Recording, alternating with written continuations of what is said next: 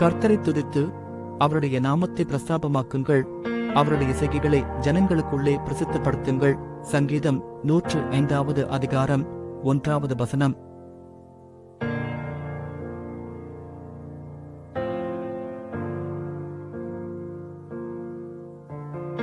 கர்த்தரை துதித்து அவருடைய நாமத்தை பிரஸ்தாபமாக்குங்கள்.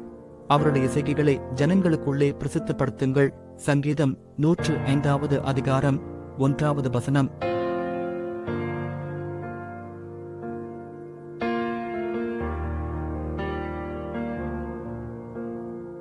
கர்த்தரை துதித்து அவருடைய நாமத்தை பிரஸ்தாபமாக்குங்கள்.